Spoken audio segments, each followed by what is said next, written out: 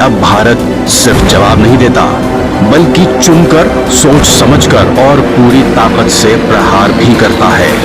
Border के उस पार सैकड़ों किलोमीटर अंदर तक घुसकर आतंक के अड्डों को मिटाना बताता है कि एटमी धमकी की गीदड़ भभकी और ब्लैकमेल अब बेअसर है। नया भारत सुरक्षा और सम्मान पर अब कोई समझौता नहीं करता।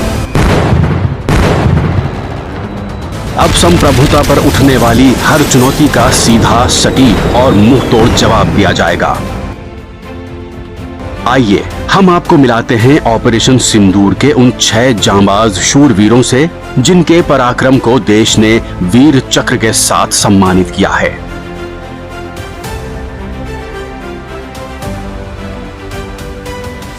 सबसे पहले हमारे नायक हैं भारतीय वायुसेना के ग्रुप कैप्टन रणजीत सिंह सिद्धू, जिन्हें उनकी वीरता और साहस के लिए वीर चक्र से सम्मानित किया गया है। वे राफेल फाइटर जेट की प्रतिष्ठित नंबर 17 स्क्वाड्रन गोल्डन एरोज के कमांडिंग ऑफिसर हैं।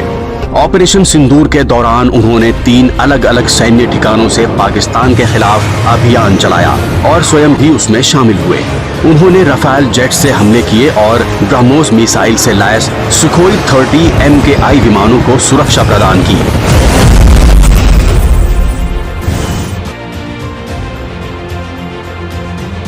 दूसरे नायक हैं group captain Manish Arora.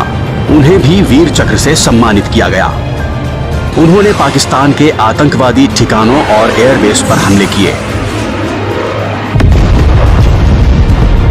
Mission के दौरान दुश्मन के हमलों से बचने के लिए उन्होंने रात में बेहद कम ऊंचाई पर उड़ान भरकर रडार और मिसाइलों को चकमा दिया और सभी लक्ष्यों को नष्ट किया।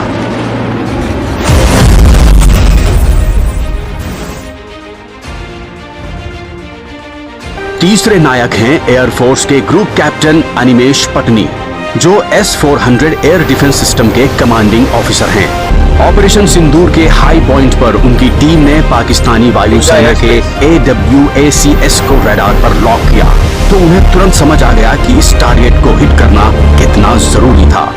AWACS यानी कि आसमान में पाकिस्तानी एयरफोर्स की आंख उस वक्त भारत की वायु रक्षा चौकियों से लगभग 314 किलोमीटर दूर पाकिस्तान के डिंगा शहर के आसमान में उड़ान भर रहा था।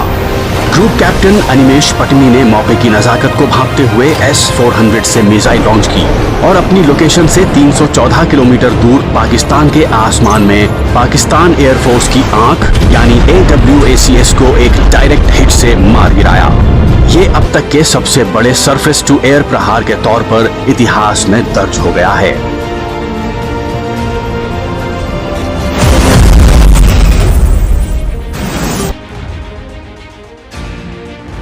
चौथे नायक हैं भारतीय सेना के कर्नल कोशांक लांबा, जिन्हें उनकी बहादुरी के लिए वीर चक्र मिला।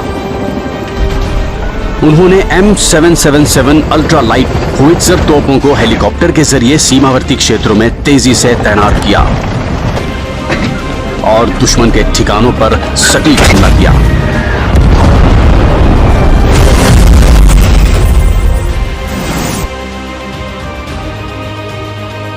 पांचवें नायक हैं लेफ्टिनेंट कर्नल सुशील बिष्ट, जिन्होंने अपने तोपखाने की मदद से आतंकवादी ठिकानों को नष्ट किया। उन्होंने आधुनिक तकनीक और सैटेलाइट इमेजरी का उपयोग करते हुए सटीक हमले किए।